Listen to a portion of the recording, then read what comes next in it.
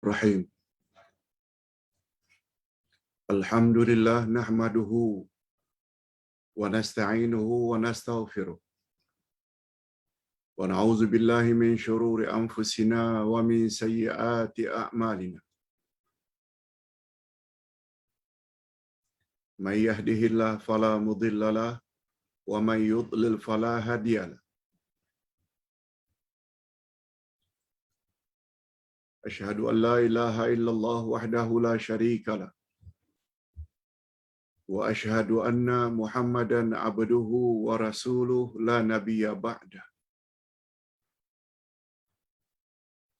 Allahumma salli wa sallim ala nabiyyina Muhammad wa ala alihi wa sahbihi ajma'in amma ba'd. Hadirin dan hadirat serta para pemirsa yang saya hormati, Assalamualaikum warahmatullahi wabarakatuh.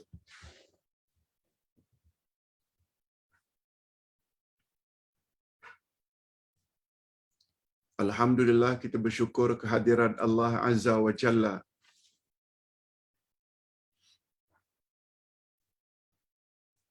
Setelah kita mengetahui setiap manusia akan lalui 5 alam. Itu pelajaran minggu lalu. 5 alam tersebut adalah alam ghaib atau alam roh. Yang kedua alam rahim atau alam kandungan. Yang ketiga alam dunia. Yang keempat alam barzakh atau alam kubur. Dan yang kelima alam akhirat.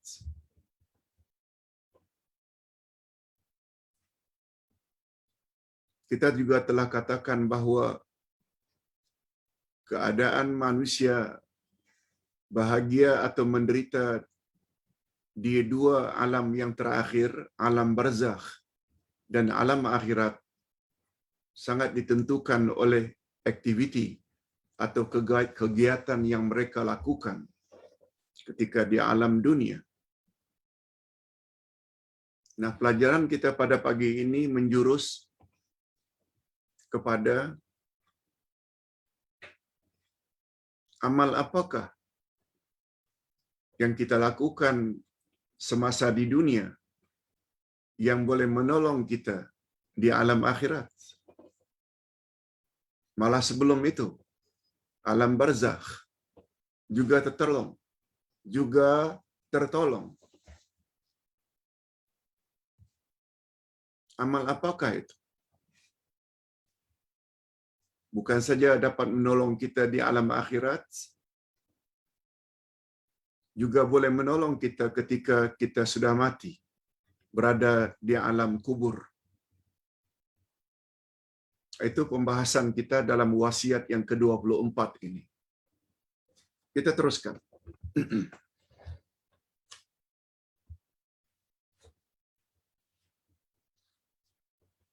Hadirin dan hadirat,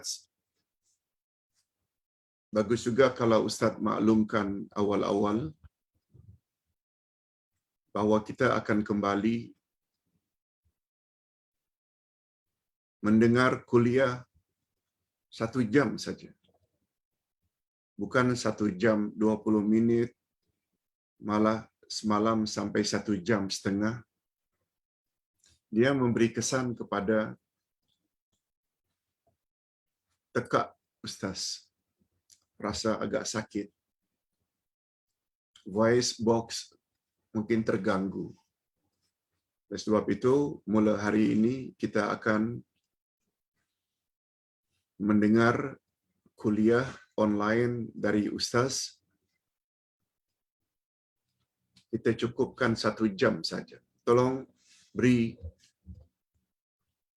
konsentrasi, fokus dengan apa yang Ustaz sampaikan.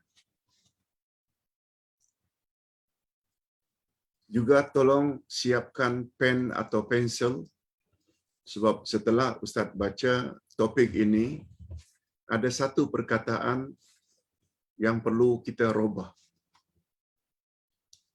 Nanti insya-Allah. Okey. Kita mula dengan pembahasan. Di bawah topik penolong di alam akhirat. Maknanya, apakah amalan-amalan yang boleh menolong setelah kita mati? Manusia hidup di alam akhirat, nafsi-nafsi, yakni individu-individu. Tidak dapat saling tolong-menolong untuk terhindar dari siksaan Allah. Yes. Istilah ini sudah begitu familiar di kalangan orang Melayu, hidup nafsi-nafsi. Hanya 3 pihak yang dapat menolong kita, yaitu amal saleh kita sendiri, yang kedua syafaat, dan yang ketiga rahmat Allah. Begitu menurut akidah Ahli Sunnah wal Jamaah yang berasaskan Quran dan Sunnah.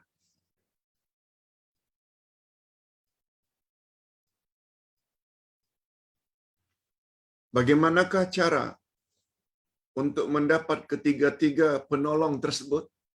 Ini yang Ustaz ingin share dengan bapa-bapa dan ibu-ibu serta para pemirsa sekalian. Macam mana yang 3 itu boleh tolong kita di akhirat? Dia ada beberapa syarat. Syarat-syarat itu yang ingin kita ketengahkan pada pagi ini. Pertama sekali kita ingin bercakap tentang dalilnya. Betulkah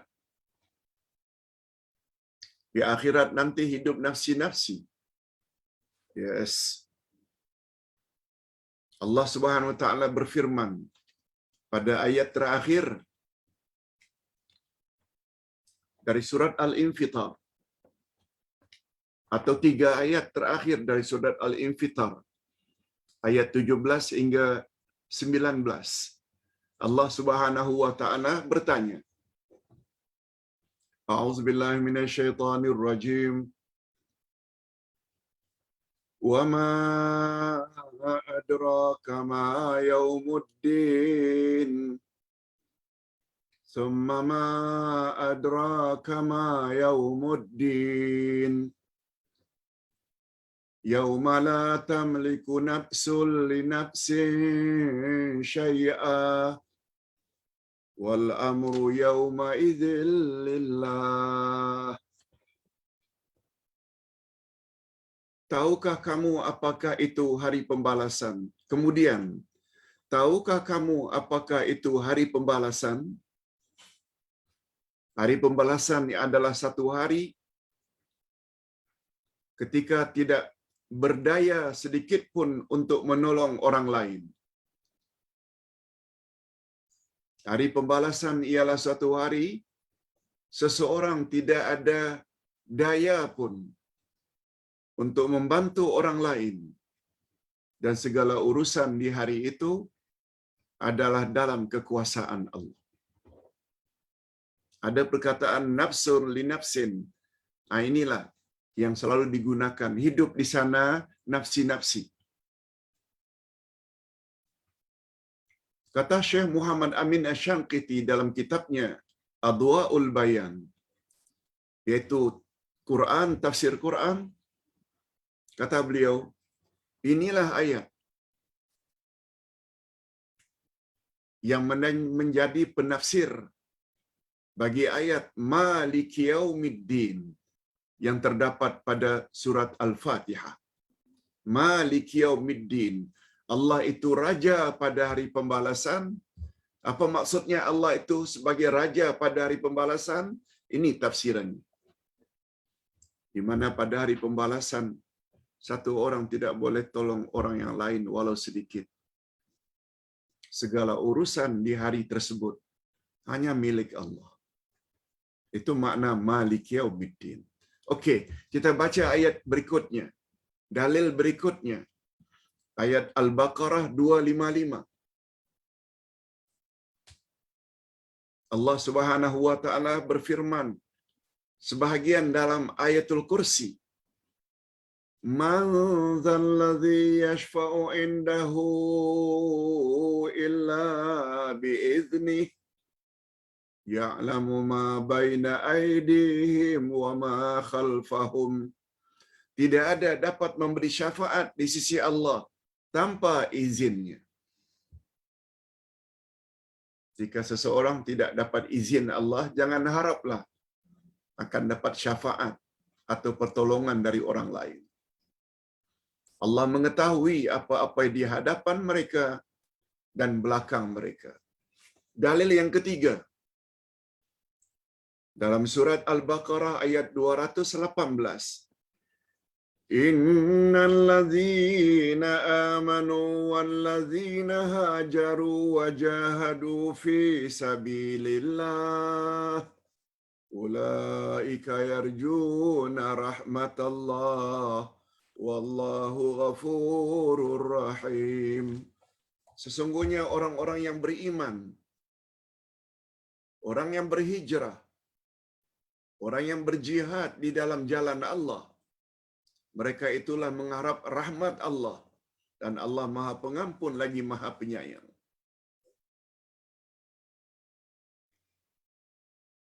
Tiga ayat ini, yang pertama menjadi dalil tentang peranan amal saleh. Itu Al-Infitar 17-18 tadi. Ayat kedua sebahagian dari Ayatul Kursi, syafaat jangan harap tanpa izin Allah.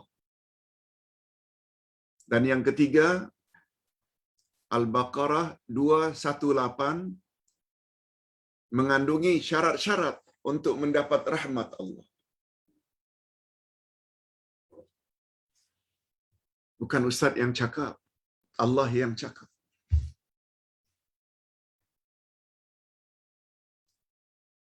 Ahlus Sunnah wal Jamaah yang sebenar-benar mereka bina akidah dan keyakinan mereka berdasarkan apa yang Allah firmankan. Ini yang membuat kita tidak ragu lagi bahwa ada tiga yang boleh menolong kita nanti di akhirat.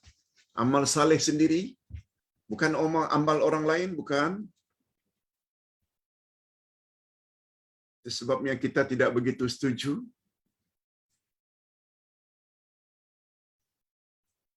yang sedekah-sedekah ini, yang kirim-kirim amal-amal saleh yang kita buat, bacaan Quran ke ini itu ke untuk orang mati. Itu amal kita, bukan amal orang yang sudah mati. Mesti amal sendiri. Bukan amal orang lain. Ingin dapat ganjaran yang banyak di akhirat. Ganjaran salat, ganjaran puasa, ganjaran baca Quran. Banyak-banyaklah salat di dunia. Banyak-banyaklah puasa di dunia. Banyak-banyaklah baca Al-Quran di dunia lagi semasa hidup.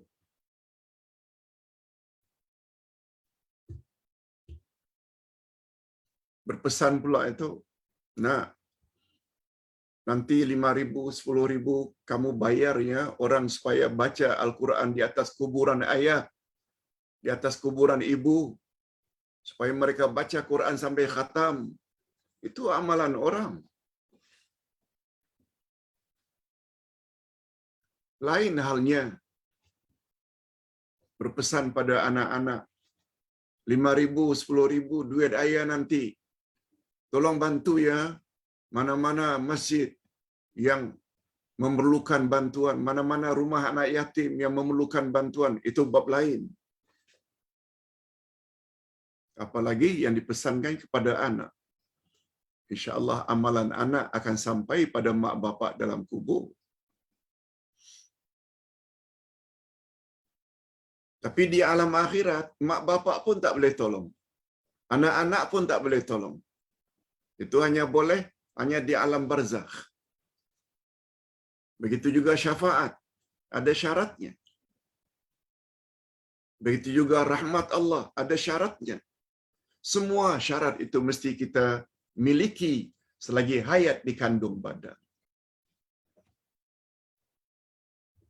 Kuliah pagi ini memberi panduan yang padu, memberi panduan yang padat, bernas, tepat, jitu, karena didasarkan ayat Quran dan hadis Nabi. Jangan ragu. Kita tambah satu lagi. Hadis Nabi sahih, riwayat Imam Bukhari dan Imam Muslim. Apa sabda Nabi? Ini juga menjadi rujukan kita.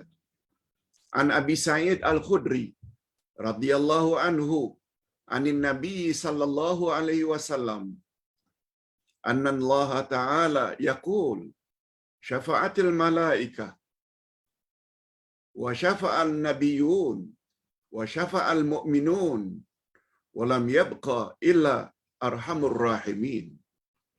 Rawahul Bukhari wa Muslim. Dari Abu Sa'id Al-Khudri radhiyallahu anhu, daripada Nabi sallallahu alaihi wasallam, bahwa sesungguhnya Allah telah berfirman. Kalau Allah telah berfirman, ini maknanya hadis ini hadis qudsi. Apa kata Allah? Setelah malaikat dan para nabi serta orang-orang yang beriman mukminun memberi syafaat masing-masing. Setelah malaikat, para nabi, mukminun menolong dengan izin Allah orang-orang yang berdosa,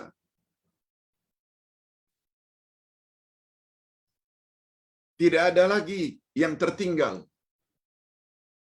Kalau orang tersebut masih lagi dalam masalah, kecuali rahmat Allah yang Maha Pengasih. Nah, ini pula memberi isyarat rahmat Allah boleh tertolong, boleh menolong. Walaupun orang itu kurang amal salehnya, walaupun orang itu tidak layak mendapat syafaat, tapi dengan berkat rahmat Allah, dia tertolong, dikeluarkan dari neraka untuk dimasukkan ke dalam syurga. Ya Allah, berilah kami kekuatan untuk memiliki ketiga-tiga perkara ini yang kelak boleh menolong kami di alam akhirat. Tapi tidak senang. Tidak semudah dikatakan. Masing-masing ingin amal saleh diterima, dia ada syarat. Ini yang kita pelajari dalam buku ini. Ingin dapat syafaat, dia ada syarat. Itu yang kita sudah pelajari di dalam buku Akidah 2, bab syafaat.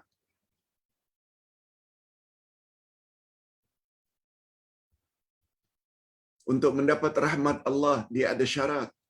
Itu yang kita pelajari di dalam kitab tafsir. Nanti akan datang ayat 218. Sekarang tafsir kita baru sampai 177 Al-Baqarah. 218, ya, lebih kurang 30-40 ayat yang akan datang, kita akan sampai ke dalam bab syarat untuk mendapat rahmat Allah. Itu sebabnya Ustaz katakan kuliah bersama Uday semuanya untuk melengkapi syarat-syarat agar kita bahagia setelah kita mati. Semua kita pelajari, bukan hanya dengar, lengkap dengan kitab sekali, supaya membuat kita semakin yakin. Okey, sekarang pencerahan. Menurut akidah sahihah, maknanya akidah yang betul, akidah yang benar, bahawa setiap manusia di alam akhirat nanti, setelah kiamat, pasti akan dihimpun dan dihisap. Mesti akan dihimpun dan dihisap. Ditimbang amalannya. Ada manusia yang akan hidup bahagia dan seterusnya masuk syurga. Allahumma ja'alna minhum. Ya Allah, masukkanlah kami ke dalam golongan itu. Dan ada pula manusia yang akan disiksa dalam neraka. Na'udzubillahi min dzalik. Tolong lindungi kami ya Allah dari bernasib demikian. Corak kehidupan mereka di sana. Corak kehidupan mereka di sana, yakni di alam akhirat. Apakah bahagia atau menderita? Sangat tergantung dengan kegiatan mereka dahulu ketika hidup di alam dunia.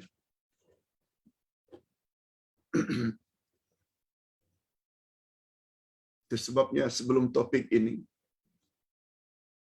menurut urutannya, kita perlu tahu ada 5 alam. Itu pelajaran 23. Wasiat 23. Kena tahu.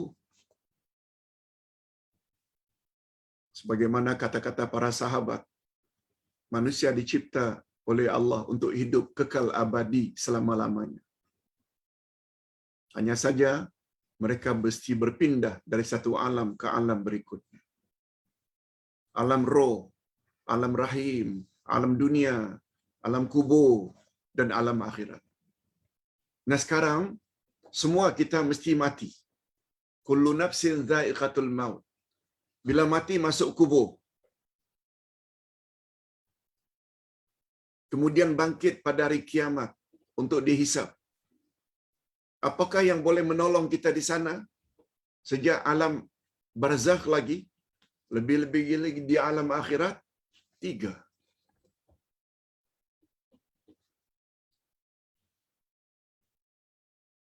Itu sebabnya tidak keterlaluan kalau Ustaz katakan, pelajaran hari ini pelajaran yang sangat penting untuk diketahui. Oleh sebab itu, bila kita tahu nilainya topik kuliah pagi ini, betapa pentingnya, gunanya, peranannya, jangan simpan untuk diri sendiri. Share, terutama dengan kaum kerabat dan orang-orang yang kita sayangi. Mereka mau ikut tak mau ikut, itu bab lain. Sebagai tanda sayang kita kepada mak bapak kita, kepada anak-anak, cucu-cucu kita, uncle, auntie, cousin. Share. Jangan makan sendiri. Manusia di alam akhirat atau pada hari pembalasan akan hidup masing-masing atau nafsi-nafsi. Yes. Dalil sudah banyak.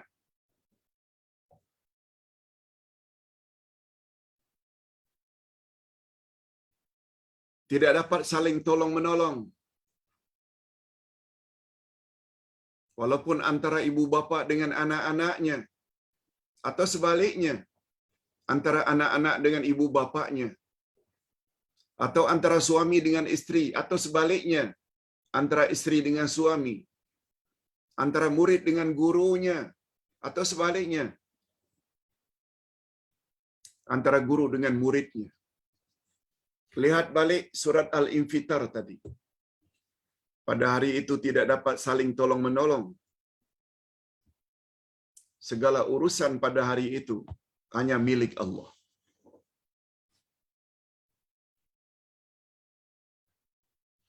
Namun demikian, ini dia penjelasan lebih detail.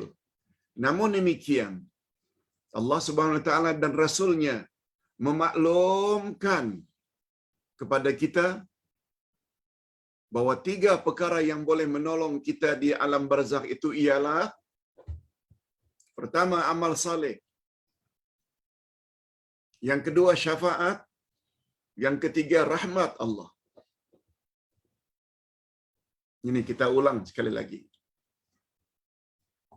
Penjelasannya yang lebih detail. Pertama, amal saleh. Apa itu amal saleh? Keimanan dan amal saleh sangat membantu seseorang di akhirat nanti. Yes. Iman dan amal saleh sangat membantu.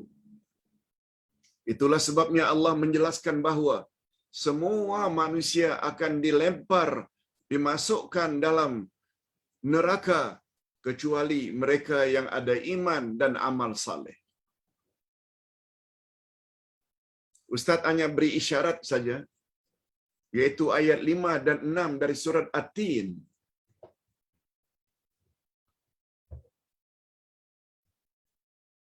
Ustaz tidak tulis ini untuk meringkaskan.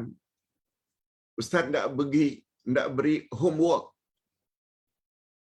kerja rumah kepada para pemirsa sekalian. Buka Al-Quran. Allah berfirman, "Laqad khalaqnal insana fi ahsani taqwim.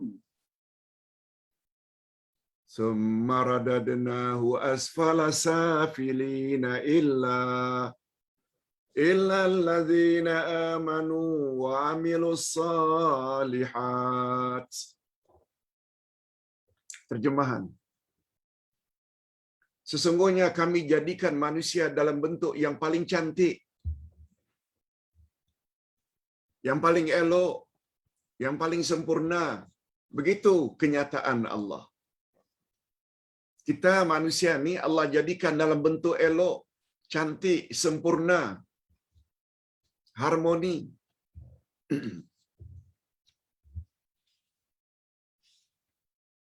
Kemudian apa kata Allah?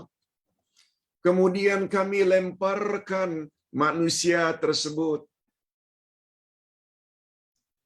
di neraka asfala safilin, neraka yang paling bawah, yang paling panas. Kemudian Allah kecualikan, illal ladzina amanu wa amilus salihat, kecuali manusia yang ada iman dan amal saleh.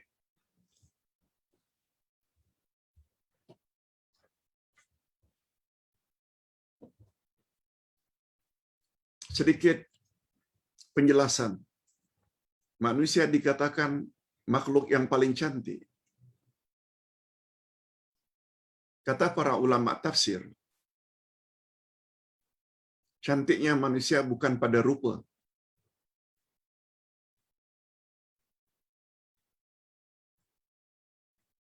Cantiknya manusia bukan pada rupa.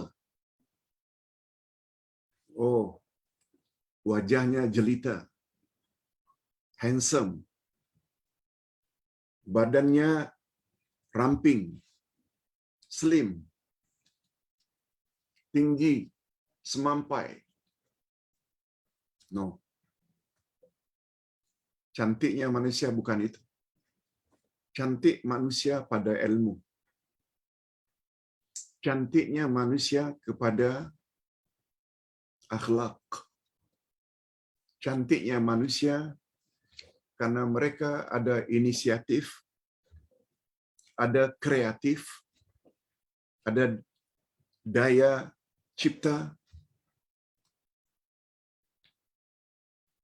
Walaupun semalam kita ada sebut, Luqman Al-Hakim itu mendapat gelaran Al-Hakim karena ilmunya yang mendalam. Padahal dia adalah kacukan, maknya Mesir, bapaknya Sudan. Luqman ikut bapaknya Sudan, hitam, tak cantik, tapi ilmunya mendalam.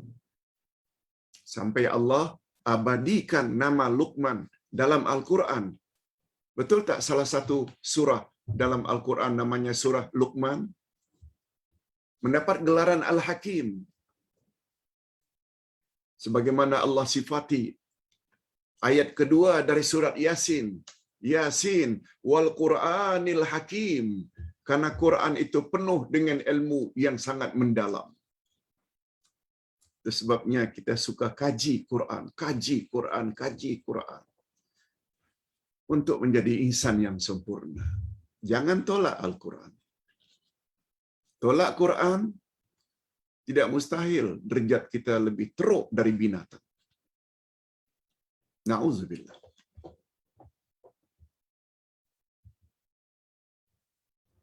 Itu dia. Manusia yang cantik itu kami akan benam dalam kerak neraka. Kecuali insan yang ada iman dan amal saleh. Ini menguatkan betapa pentingnya amal saleh. Orang-orang yang beriman lagi beramal saleh, merekalah sebaik-baik manusia, dan bagi mereka syurga dan kekal abadi di dalamnya. Ini boleh kita lihat di dalam surat Al-Bayyinah pada bahagian akhir. Sesungguhnya orang-orang yang beriman lagi beramal saleh, untuk mereka syurga Aden, kekal abadi mereka di dalamnya.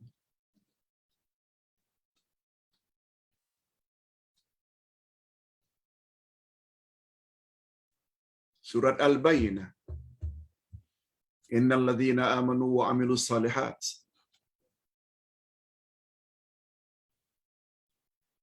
Sila cari ayat itu, mesti jumpa. Orang-orang yang beriman lagi beramal saleh, tempat mereka adalah syurga Aden. Allah reda pada mereka. Sekarang kita berpindah kepada syafaat. Macam mana Pak Ustaz bila amal salehnya kurang? Cara kedua manusia tertolong yaitu melalui syafaat. Makna asal syafaat adalah genap. Lawan daripada witir yang maknanya ganjil. Nanti Ustaz jelaskan. Makna asalnya syafaat adalah genap. Genap lawannya ganjil. Dan ganjil dalam bahasa Arab dipanggil dengan witir.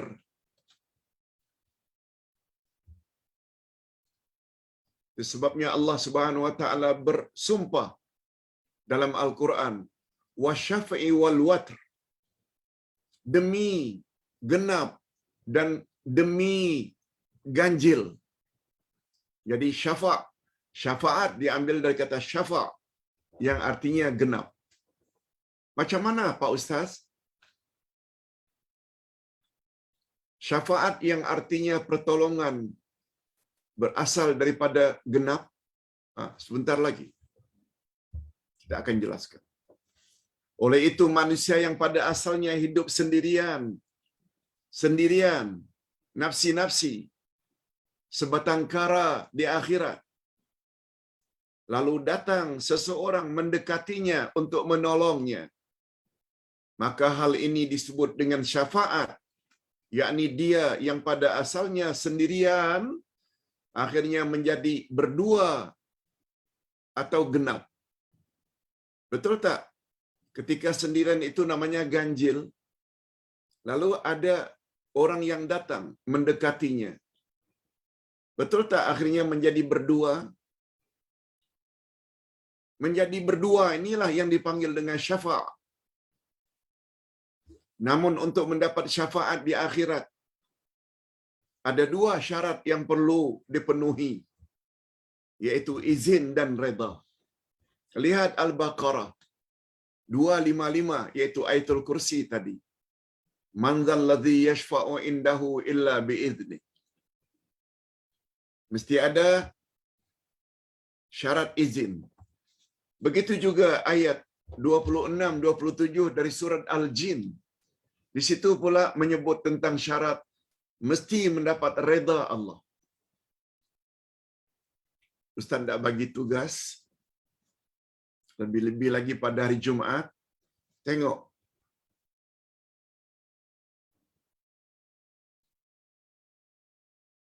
Itu sebabnya ada istilah di Indonesia,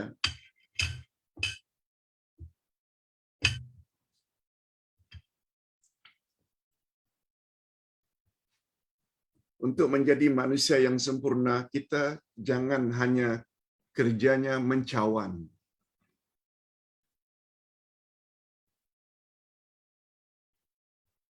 Ini cawan. Bismillah.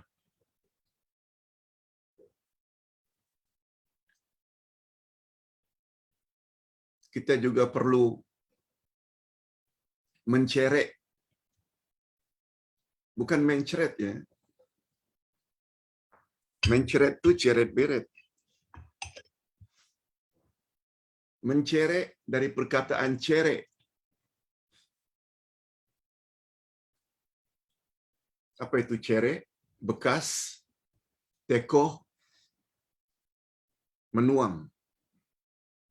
Jangan hanya mencerek. Jangan hanya mencawan. Fungsi cawan atau gelas, dia menerima saja apa yang orang bagi.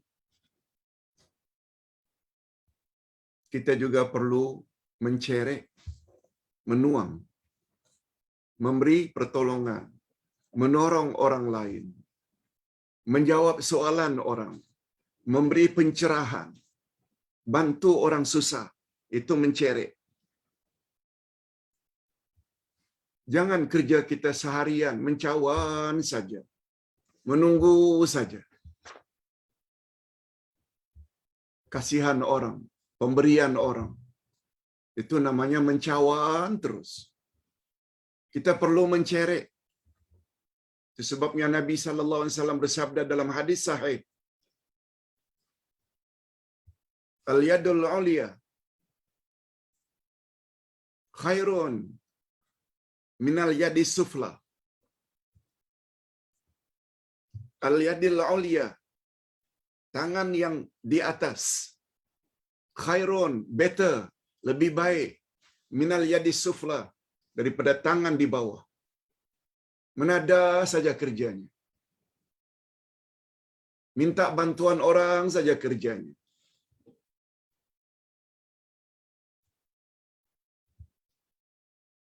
Jangan. Maksud Ustaz, saat ini kita sedang mencawan, menerima penjelasan. Lalu kita share. Itu namanya mencerek.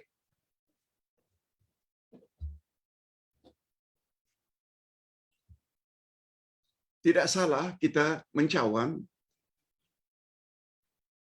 apalagi dalam bab ilmu yang kita tak tahu. Banyak dengarlah, tambah ilmu lah. Tapi setelah ilmu itu kita ketahui dan amalkan secara pribadi, jangan sampai tinggal di sini saja. Share.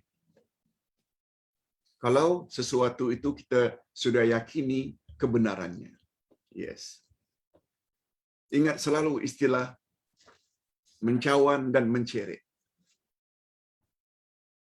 Jangan senantiasa mencawan saja. Kita juga perlu mencerek. Okey.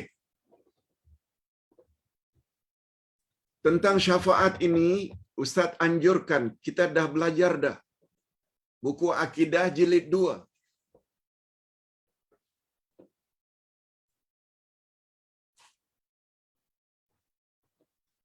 Buku Akidah jilid 2 ada bab syafaat.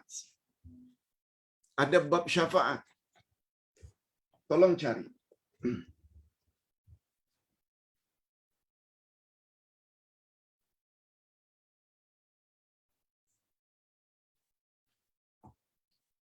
Di dalam buku tersebut, Ustaz sebut syafaat di akhirat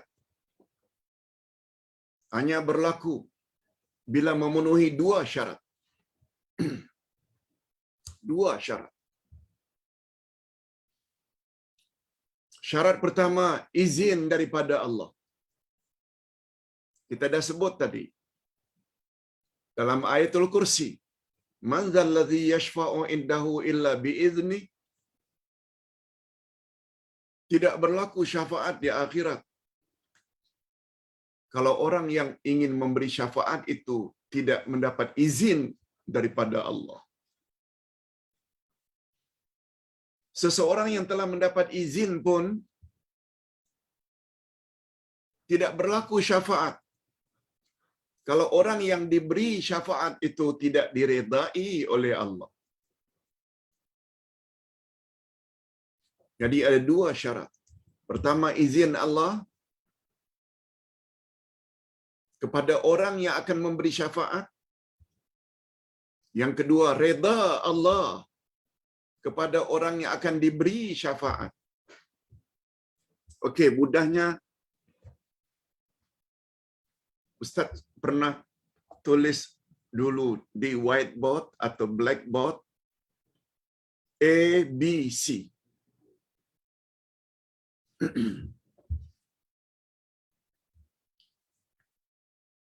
Bukan air batu campur ya. A, B, C. A ini pihak Allah. Allah. B, orang yang akan memberi syafaat. C adalah orang yang akan menerima syafaat dari B. Orang berdosa. Kedudukan kita ni, orang berdosa ni C. A, B, C.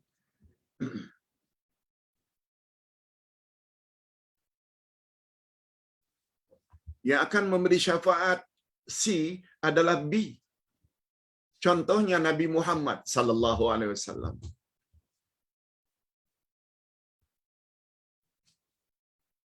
Tapi Nabi Muhammad sallallahu alaihi wasallam tidak boleh menolong C yang berdosa kecuali apabila baginda telah mendapat izin dari A, daripada Allah.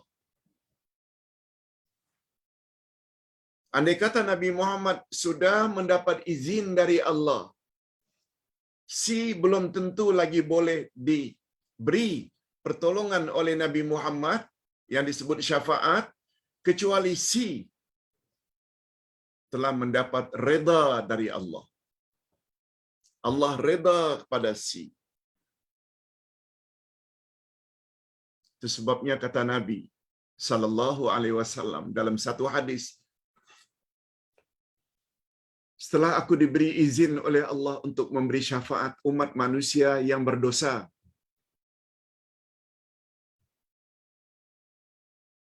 Ustaz ulang, setelah aku mendapat izin daripada A,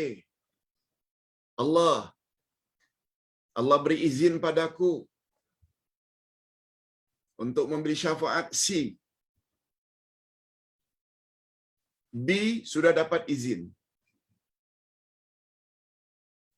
untuk membantu C.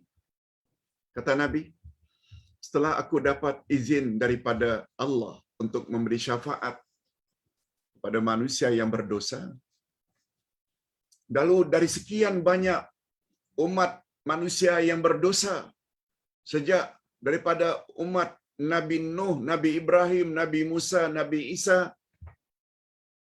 aku pilih umatku dahulu.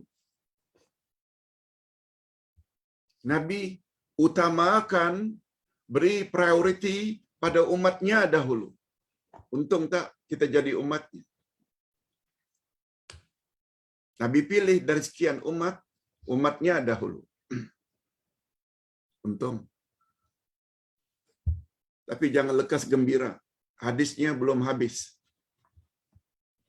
Dari kalangan umatku, umat Muhammad, umat akhir zaman, aku tapis lagi. Aku saring lagi. Aku seleksi lagi. Umatku yang tidak terlibat syirik sahaja yang layak mendapat syafaatku. Bila ditanya mengapa Pak Ustaz? Jawabnya, karena Allah tidak reda kepada orang yang berbuat syirik. Dengan kata lain, syirik yang dilakukan oleh umat Nabi Muhammad adalah penghalang besar mereka daripada mendapat syafaat Nabi Muhammad sallallahu alaihi wasallam. Mungkin B ini adalah guru kita. Mungkin Allah beri izin kepada guru kita. Tapi apabila anak muridnya terlibat syirik, tak boleh bantu juga. Sebab anak murid yang terlibat syirik, Allah tak redha. Nah, mengingat masa, Ustaz bagi lagi homework. Baca bab syafaat. Buku Akidah 2. Ada bab syafaat. Ada syafaat masyru'. Ada syafaat mamnu'. Nah, yang ketiga. Yang ketiga pula rahmat Allah. Ada juga manusia di akhirat nanti akan mendapat pertolongan. Bukan dari amal salehnya, karena amal saleh tak banyak. Juga bukan melalui syafaat, tetapi mereka mendapat rahmat Allah.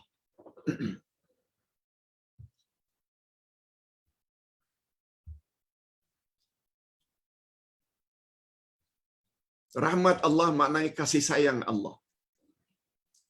Rahmat Allah sangat berguna di akhirat nanti untuk melepaskan seseorang dari siksaan Allah. Hanya saja untuk mendapat rahmat Allah, ada beberapa syarat. Sebagaimana yang Allah sebut tadi. Di dalam surat Al-Baqarah 218. Yang bunyinya, orang-orang yang beriman, orang-orang yang berhijrah, dan orang-orang yang berjihad bersungguh-sungguh di jalan Allah. Mereka lah orang yang mendapat rahmat Allah. Jadi untuk mendapat rahmat Allah, syaratnya ada 3.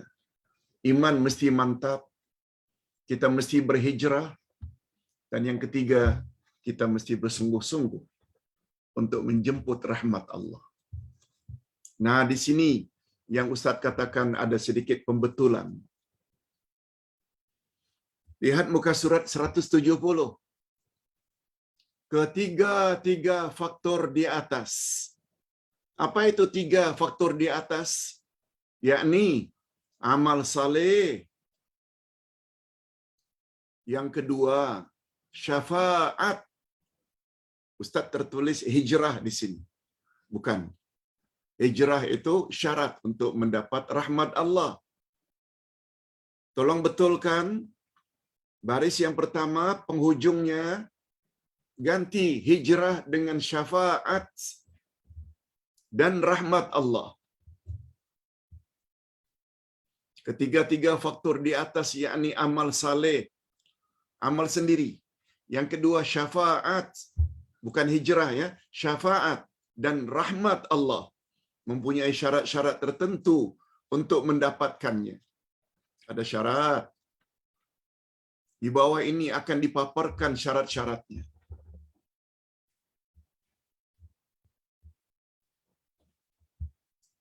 Ustaz kira Ustaz tak perlu banyak ambil masa dalam menjelaskan syarat-syaratnya. Dalam buku ini, 12 panduan ibadat.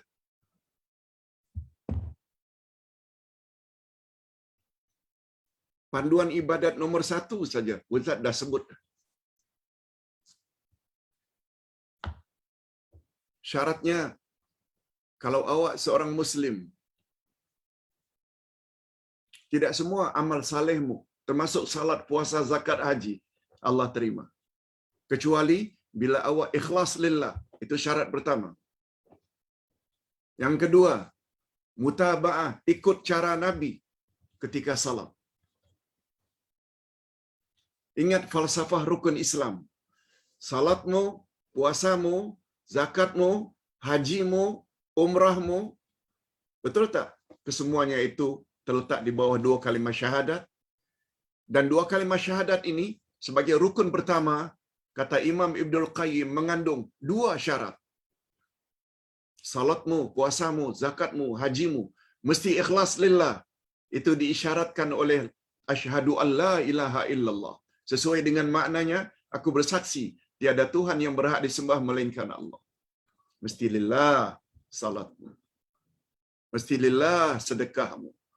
Mesti lillah wakafmu, infakmu. Yang kedua, mesti ikut cara Rasulullah. Tak cukup ikhlas saja. Salat mesti ikut cara Rasulullah. Yes.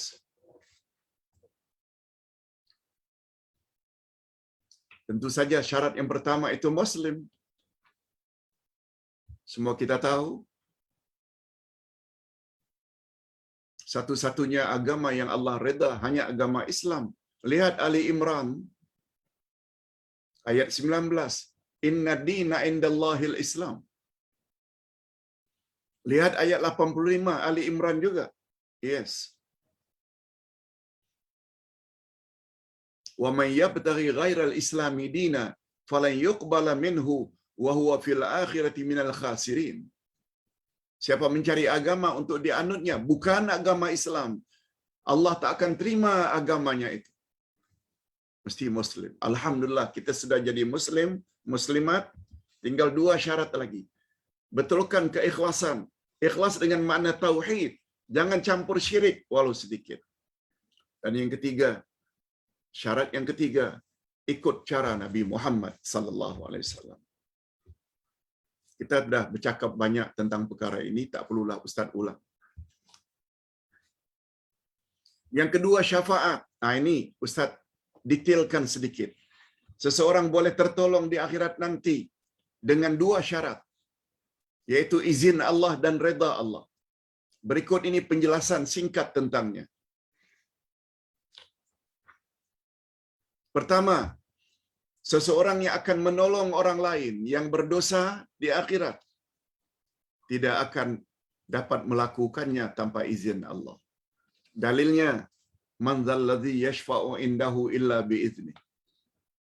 Dalilnya, Allah tidak akan beri izin kecuali kepada orang yang Allah redha.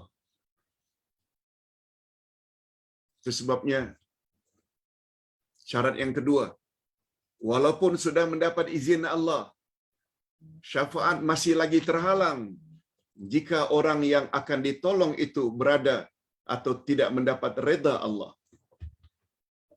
Lihat surat Al-Anbiya ayat yang ke-28. Ringkasnya,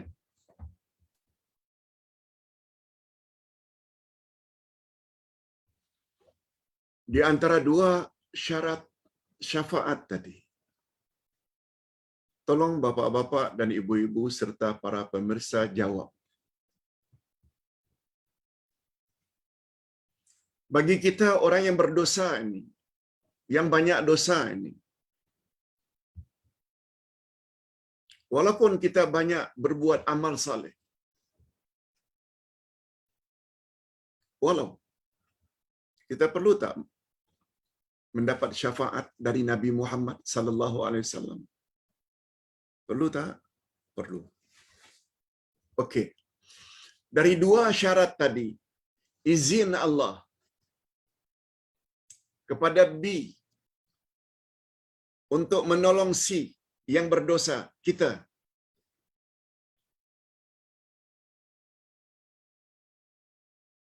B tidak boleh tolong C apabila C Allah tak redha. Pertanyaan Ustaz, yang perlu kita miliki, berusaha sungguh-sungguh selagi hayat di kandung badan. Syarat pertama ke redha? Maaf, syarat pertama ke izin Allah atau syarat yang kedua? Tolong jawab. Jawablah walaupun Ustaz tak dengar. Itu sebabnya Ustaz akan buat andaian.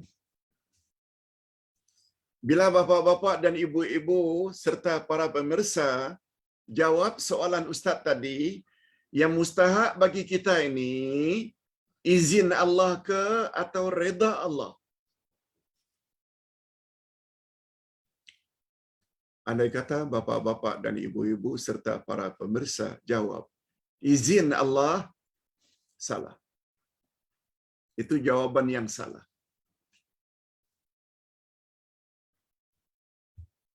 Sebab izin Allah itu otoriti Allah. izin Allah itu hak Allah. Dia tidak bagi pada siapa pun, itu urusan Allah. Mungkin Allah tidak bagi pada Nabi Muhammad. Itu memang kita yakin. Nabi Muhammad pasti akan mendapat izin dari Allah memberi syafaat umat yang berdosa. Mungkin kepada malaikat. Mungkin kepada orang-orang alim. Mungkin kepada guru kita. Mungkin pada anak-anak kita. Lebih-lebih lagi yang menghafal Quran. Mungkin. Itu otoriti Allah. Tidak bagi pada siapa. Itu hak Allah.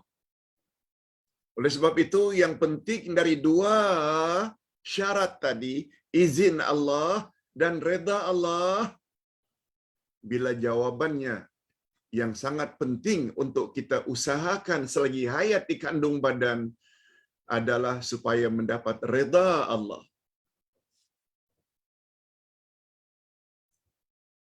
Itu sebabnya jemaah sekalian, perasan tak? Ustaz selalu doakan. Kalau ada jemaah mengharap Ustaz tolong doakan saya. Ini sedikit infak untuk Batam. Tolong doakan saya ya Pak Ustaz. Ustaz biasanya tak lupa. Mudah-mudahan Allah terima infaknya. Tuan atau puan panjang umur, dalam kebaikan, murah rezeki, serta puan dan keluarga mendapat reda Allah. Reda Allah. Reda Allah ini nilainya sangat tinggi.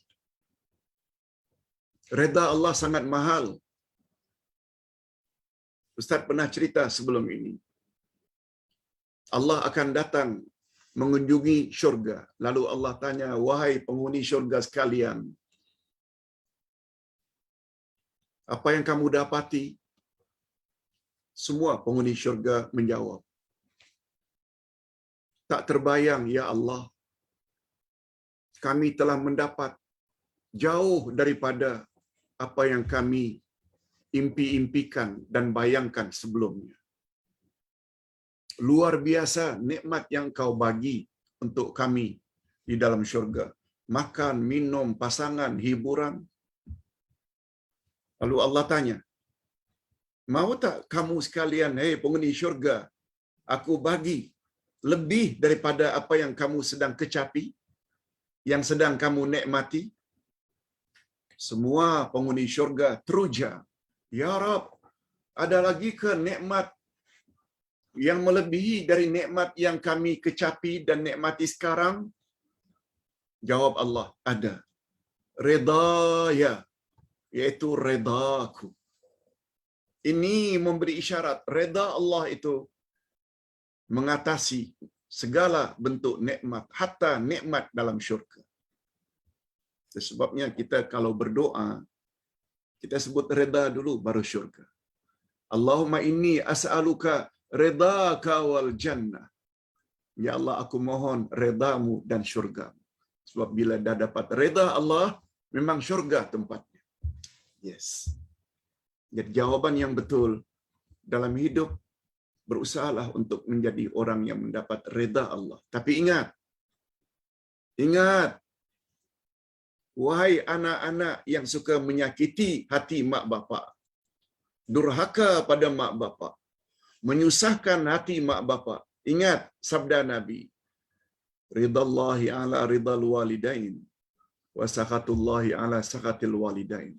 Reda Allah padamu sangat tergantung sampai di mana reda ibu bapakmu padamu. Dan murka Allah kepadamu juga sangat tergantung sampai di mana murka mak bapakmu kepadamu.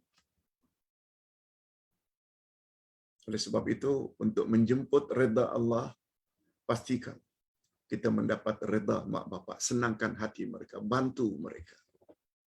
Nah, kita sampai ke bahagian yang terakhir, yaitu tentang rahmat. Ada 3 syarat pula seseorang baru mendapat atau layak mendapat rahmat Allah. Pertama iman, yang kedua hijrah, dan yang ketiga jihad, maknanya bersungguh-sungguh di jalan Allah.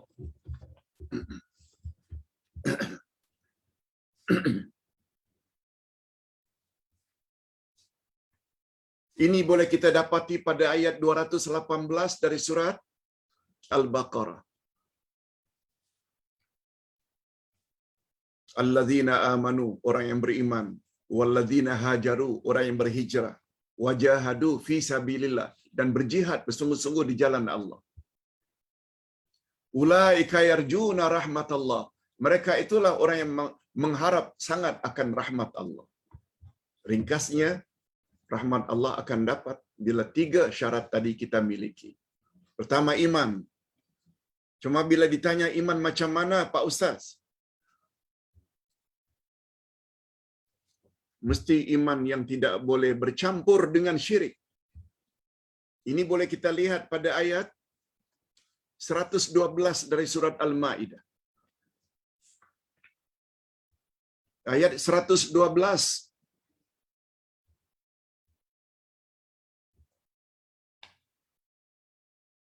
Dari surat Al-Maidah.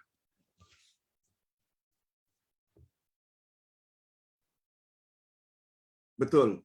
Maaf. 112 dari surat Al-An'am. Yang berbunyi, walladzina amanu wa lam yalbisu imanahum bizulm ulaika lahumul amnu wa hum muhtadun. Orang-orang yang beriman lalu mereka tidak campurkan iman mereka dengan syirik, mereka sajalah yang akan aman dari siksaan Allah, dan merekalah orang yang mendapat petunjuk. Ustaz ulang. Iman yang boleh membantu kita di akhirat sehingga layak mendapat rahmat Allah. Bukan iman sekedar iman, bukan. Syaratnya iman itu mesti tidak boleh bercampur syirik. Walal bisu imanahum bizulm. Az-zulm di sini kata Nabi syirik. Orang-orang yang beriman lalu mereka tidak campurkan iman mereka dengan syirik, mereka sajalah yang akan aman dari siksaan Allah, dan merekalah orang yang mendapat petunjuk. Al-An'am 112. Syarat kedua hijrah. Hijrah ada 2 macam. Hijrah physically, seperti hijrah orang dari Batam ke Kuala Lumpur. Itu hissi, badannya yang berpindah dari Batam ke Kuala Lumpur. Ada satu lagi hijrah yang lebih penting. Hijrah maknawiyah, hijrah sikap. Hijrah dalam bahasa Arab maknanya tarkul ula lisaniyah. Meninggalkan yang pertama menuju kepada yang kedua. Meninggalkan Batam menuju Kuala Lumpur. Itu hijrah. Tapi hijrah physically. Hijrah yang kedua ini yang lebih mustahab. Hijrah sikap. Berhijrah dari bodoh kepada pandai. Hijrah daripada jahil kepada ilmu. Hijrah daripada pengotor kepada pembersih. Yang paling utama, hijrah daripada syirik kepada tauhid. Hijrah daripada kafir kepada muslim. Hijrah daripada dalalah, kesesatan, kepada hidayah, petunjuk. Hijrah daripada bid'ah kepada ikut sunnah. Kita telah sebut ini dalam salah satu topik ke arah memahami Al-Quran dan Al-Hadis. Kalau tak salah jilid 1 atau jilid 2. Yaitu topiknya hijrah dari muqallid kepada muttabi'. Berhijrah daripada ikut-ikutan saja kepada muttabi'. Ikut tapi mengetahui ada dalilnya. Termasuk hijrah daripada mencerek saja. Nah sekarang selain mencerek diteruskan juga mencawan. Itu namanya hijrah sikap. Nah yang terakhir,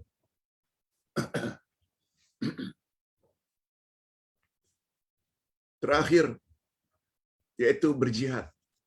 Jihad maknanya bahasa Arab sungguh-sungguh.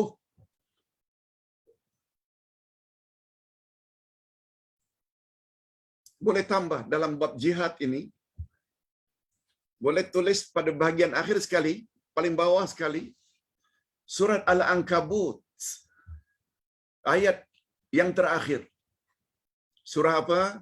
Al-Ankabut, ayat 69. Itu dia menguatkan lagi dalil tentang perlu kepada jihad untuk mendapat rahmat Allah. Sila dengar ayat terakhir untuk kuliah kita pada pagi ini. Walladzina jahadu fina lanahdiyannahum subulana. Orang yang bersungguh-sungguh pada jalan kami, pasti kami akan tunjuk dia jalan-jalan kami itu. Allah akan tunjuk kita, beri kita hidayah. Syaratnya bila kita bersungguh-sungguh, attend kelas, baca buku, share kebenaran kepada kaum kerabat dan grup, sungguh-sungguh. Jangan sekali-sekala. Sungguh-sungguh. Kita tak tahu bila kita akan mati. Inilah peluang yang bagus untuk kita gunakan, sebagaimana yang Ustaz semalam ada sebut kata-kata yang cukup cantik dari Said Qutb. Apa dia? Al-wajibat akthar minal awqat. Kewajiban yang mesti kita laksanakan ketika di dunia adalah lebih banyak dari waktu yang tersedia. Semalam kita dah bercakap tentang bahaya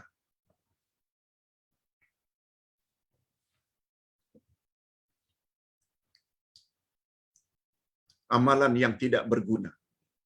Bahaya amalan yang tidak berguna. Amalan yang ada unsur bid'ah tak berguna. Amalan-amalan tapi pada masa yang sama ada syirik tak berguna. Oleh sebab itu pastikan kalau ibadat ikhlas lillah, ikut cara Nabi. Apa saja ikhlas, ikut cara Nabi. Ikhlas, ikut cara Nabi. Maksud Ustaz dalam hal agama ya. Dalam hal agama. Bukan masalah dunia. Kita tak perlu pergi ke pasar pakai onta. Tak perlu kita pergi ke mall menggunakan keledai. Walaupun itu digunakan oleh Nabi. Itu masalah dunia. Kenderaan. Nabi pakai onta, kita pakai Toyota. Itu masalah dunia. Maksud Ustaz, masalah agama. Masalah agama ada 3, menyangkut akidah, menyangkut ibadat, dan menyangkut muamalah, hubungan insan dengan insan.